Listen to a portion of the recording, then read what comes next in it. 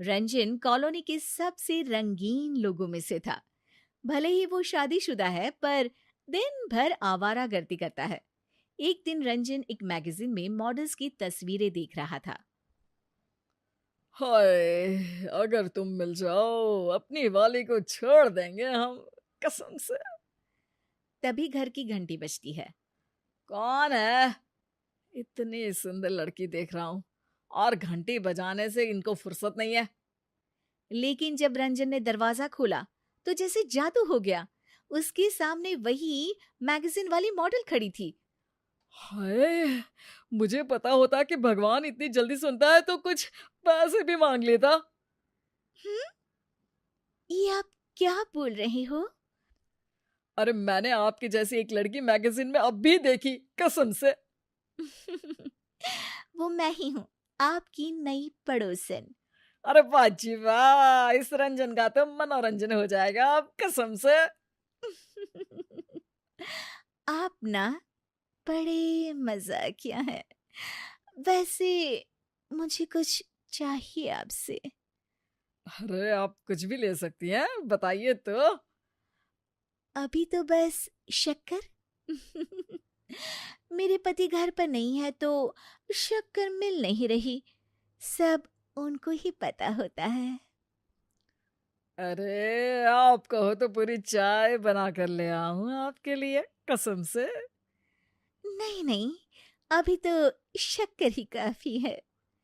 रंजन जल्दी से किचन से मिली को शक्कर लाकर देता है। ये लीजिए शक्कर जी।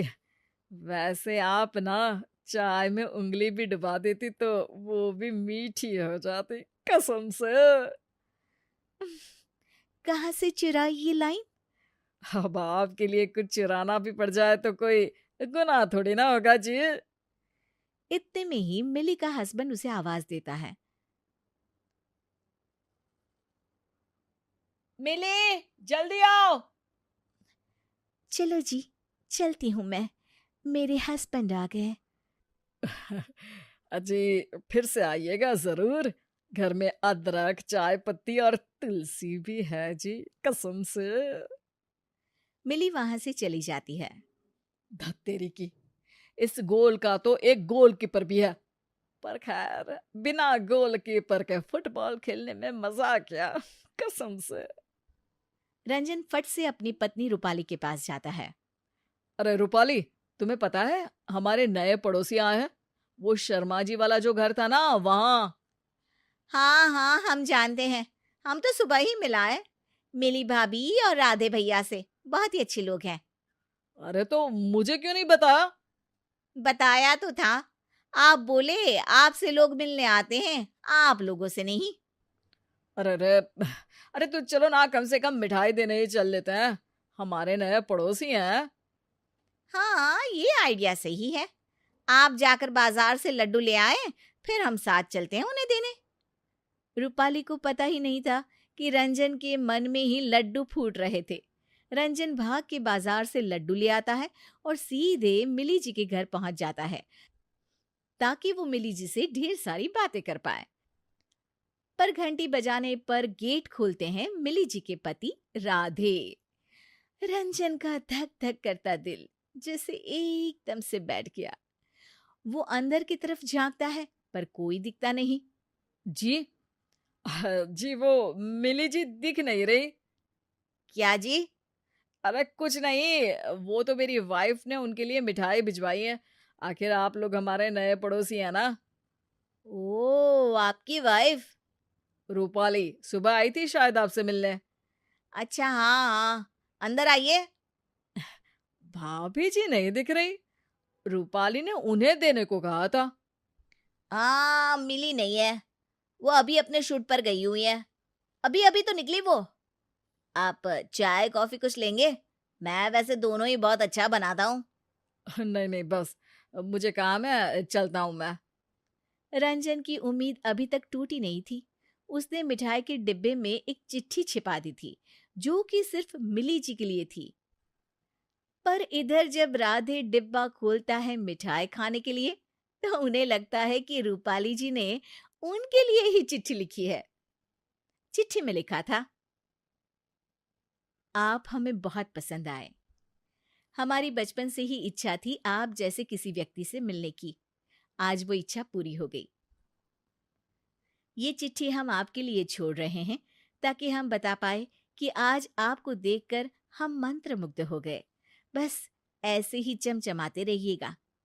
इस चिट्ठी को पढ़कर राधे को लगा कि रूपाली ने ये चिट्ठी उसके लिए लिखी है और वो छुपके से अपनी चाहत का इजहार कर रही है। राधे बहुत गहरी सोच में पड़ गया। ये बात तो सही है, मिली से मैं प्यार तो बहुत करता हूं, पर घर का सारा काम मुझे ही करना पड़ता है। मिली को तो कभी मेरी मदद करने का मौका भी नहीं मिलता। कभी कभार तो ऐसा लगता है कि मैं घर का नौकर हूं बस।